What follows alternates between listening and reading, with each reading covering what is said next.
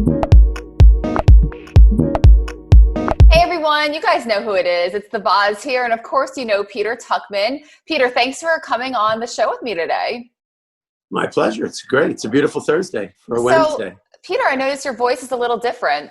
What are you doing over there?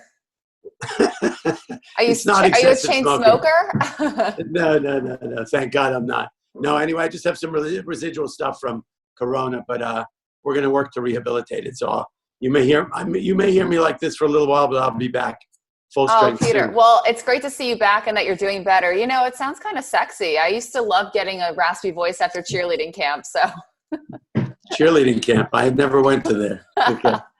oh my gosh. So, Peter, I mean, taking a look at the markets today, we had jobless claims reach another crazy number. Do you think this is fair, this reaction that we're not selling off because of this? So you know what? It has been oddly enough torturing me in so many ways and intriguing me in so many ways to really try and figure it out. Why should we wish that the market goes down because the economy is so bad? I think it's our own empathetic way of trying to have some camaraderie with people who are now unemployed and going through the economic trauma that's about to unfold in the world. As I think we discussed a little bit last week, and I've been sort of mulling over it, is that markets sometimes trade in concert with the economy, and sometimes they trade in their own insane little reality on their own. The bottom line is, I think the most important takeaway from all of it is that we need to acknowledge that the economy is in deep trouble, that whether it's a recession or a depression, 33 million people unemployed is 20% of the workforce, right? So that we're looking at numbers that are actually could be worse than the depression. And I don't mean to be a Debbie Downer on this, but that is the reality. You and I are lucky we have jobs, and I think we'll be okay. But a majority of the people out there who are trying to work and feed their families are going through and about to go through quite devastating times.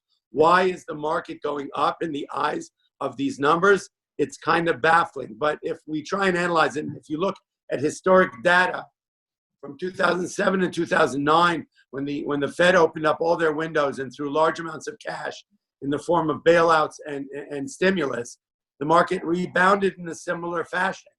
So where is this money being spent? How is it being spent? Who's buying this market up, right? I would imagine it's probably partly the 1%, partly some of the stimulus money is going into the market. Otherwise, it doesn't make sense. Or else that there's such thin liquidity that we can really move the market any way we want to. But it is the question of the day, the week, the month, the year. How could a market rebound? The NASDAQ is back, reposted.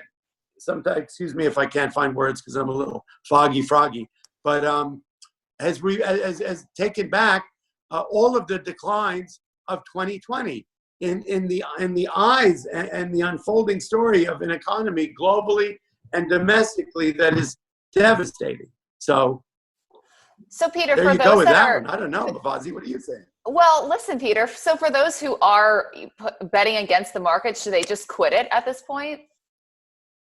You know what? I don't know. Look, I watch it daily. Even though it's been rallying incredibly into the eyes of bad news for the last bunch of days and weeks, and literally since March 23rd, it's really hard to bet against a market that's going like this, right? But however, there's a part of me that believes that the market will eventually catch up with the economy. Okay, what I mean by that is the economy is pricing in a much lower market, in my opinion. I'm not an economist, but just having tracked the market. So I kind of think at one point, these numbers are going to become real. We're going to try and reopen the economy, and it's going to probably take a while before people go back to restaurants. I mean, they may, in part of Middle America and other small places, it may happen, and I wish the best on them all, right? But I think when we start seeing, you're seeing, Avis going into bankruptcy and J. Crew and small businesses that may never reopen again, and all of these workers who are tip workers and minimum wage workers, who may not get their jobs back in stores in the streets of New York that may not open again. And it's just I'm mulling it all over, that the numbers are real. The unemployed are real. The amount of small businesses that are going to struggle to reopen if they ever do is going to wear on the economy. when will the market open its eyes to that? And I really don't wish it on the market, but sometimes we want the market to sort of reflect what's really happening. And I'm not sure that it's clear it's not happening yet. When will it? At S&P 2900 or at S&P 3000? I'm not sure, Vazi. Well, you know what, Peter, of course we don't wish against it, but just trying to make some sense of it all. I still can't come to terms that Neiman Marcus is bankrupt. That depresses me more than anything. Well, I think it's important to note that that's real stuff, Yeah. and those that's who would have ever thought that we would have been looking at this situation? And for some reason, what is the market turning a blind eye to it? I just don't get it. My gut is, though, that we're going to get to a point when, the guidance that no one's been able to come up with and the real earnings of this past quarter and the effects of a reopening and what does that look like is going to have the market's got to catch up with that at some point. Because, I think those buying the market now are going to run out of money and run out of optimism when we're at the face of real economic devastation. And I don't wish it on us. I'm hoping that we open smoothly, small businesses get the money they want. You're going to be able to walk down the street, and hopefully 2/3 of the businesses will reopen, and that it's all going to be fine and good. I'm just not clear about that. And I think it's really important to know, and it's just a plug for the fact that as we try to reopen, in the eyes of trying to make sure that everyone does it in a safe way, that, I saw one little blip on the internet the other day. It said, just because we're trying to open up the economy again doesn't mean that this pandemic is over. All it means is that there are some beds available in ICU, right? That's all it really means. Having lived through this virus, people really need to be vigilant. People in the streets of New York are not wearing masks and gloves. They need to. You can get a drive-by infection like that. I clearly believe that.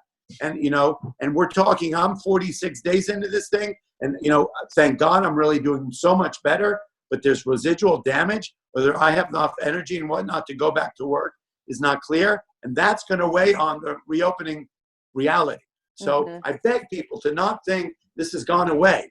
We're still burying 700 people a day here. So let's be clear about what's going on. A cautionary tale for sure. Well, Peter, we'll leave it at that. This is Peter Tuchman. You guys know him. You miss him. We do. Thank you so much for taking the time, and we'll see you soon. I love you all. We'll be back on the floor of the New York Stock Exchange before you know it. Absolutely. Forget about it.